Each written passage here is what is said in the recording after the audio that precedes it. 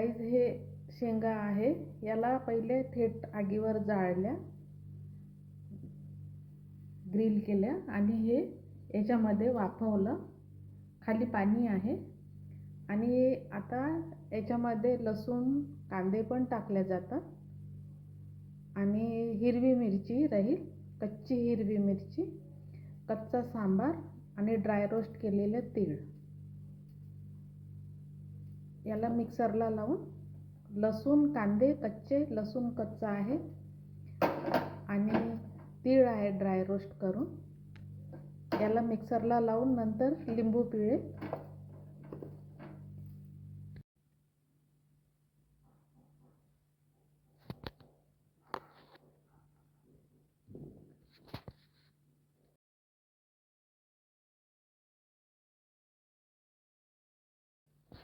Guys ही चटणी side dish आहे. हे वालाच्या शेंगा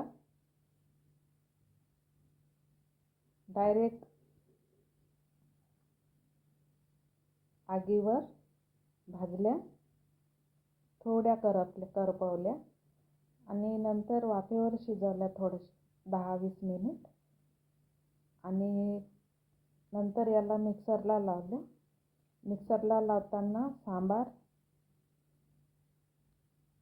मीठ, तिळाला ड्राय रोस्ट केले आणि याची मिक्सरला पेस्ट बनवली. सांबार जास्त घेतला तर याच्यामध्ये कांदे कच्चे, लसूण टाकल्या जाते. सात्विक बनवतो म्हटलं की फक्त याच्यात लिंबू जाईल, आलं जाणार नाही. तर ही चटणी साईड डिश असल्यामुळे हा ठेचा, चटणी जे काही म्हणाल ते, पण लिंबू पिळल्याने त्याची चव आणखी वाढेल. पण काही लोकांना आंबट जर आवडत नसेल तर हे अशीही खाल्ल्या जाईल. भाजकी चव खूप छान लागेल. तीळ सोबत असल्यामुळे कॉम्बिनेशन खूप छान आहे आणि कच्चा सांबार पौष्टिक आहे. लसूण टाकायचं असलं, कांदा टाकायचा असलं तर कच्चाच टाका गाईस.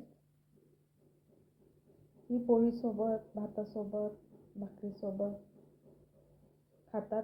तशी हे पाट्यावर वाटल्या जाते, पाट्यावरच छान राहते.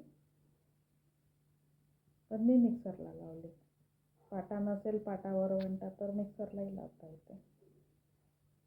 याच्यामध्ये तीळ थोडे अर्धे पेक्षा थोडं कमी असायला हवे.